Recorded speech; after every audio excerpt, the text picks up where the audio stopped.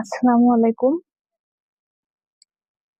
সহজ নিয়মে দেখেন আমি কুচি দিয়ে প্যান কাটিং সালোয়ার কাটিং করব। আশা করি ভিডিওটা স্কিপ না করে ফুল ভিডিওটা দেখলে আপনাদের নতুনরা যারা আছো তারা কাপড় নিজেরটা নিজে কাটে সেলাই করতে পারবেন। ভিডিওটা স্কিপ করবেন না, ফুল ভিডিওটা না দেখলে বোঝা যায় না। এরকম 2 পার্ট করে নেবেন। 2 পার্ট করে নেওয়ার পর কাপড়টা 4 পার্ট করব। দেখেন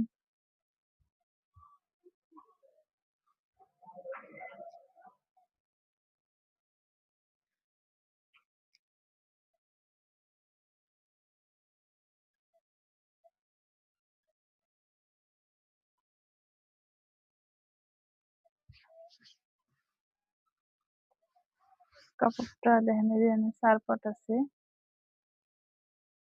এরকম 4 পাট করবেন।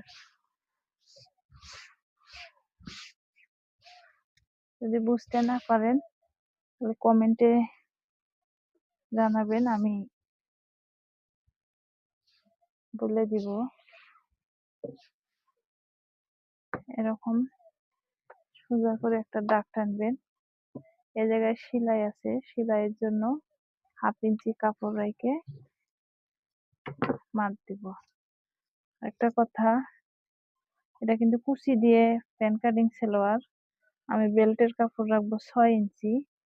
এই যে 6 ইঞ্চি রাখছি, রাখার পর এটা মহিলা তো মোটা না বা পাতলাও, একবারে পাতলা না, মিডিয়াম হাই নিছি 14.5 ইঞ্চি। একটা কথা, অনেকে কয় যে হাই বড় দেন বা বড় দেন ছিঁড়ে যায়, টান লাগে। যত হাই বড় নিবেন তত বসতে গেলে টান লাগে। যত হাই একটু ছোট নিবেন তাইলে অতটা টান পড়ে না বসতে গেলে। তাই আপনি চেষ্টা করবেন একবারে ছোট না বড় না, যেটা লাগে মিডিয়াম। 14.5, লম্বা হচ্ছে 38, 2 ইঞ্চি, 2.5 ইঞ্চি রাখলাম কাপড়ের সেলাইটার জন্য ভাঙা।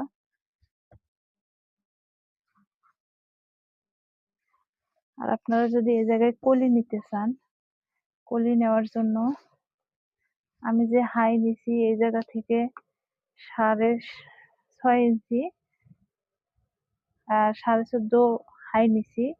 আর যদি এই জায়গায়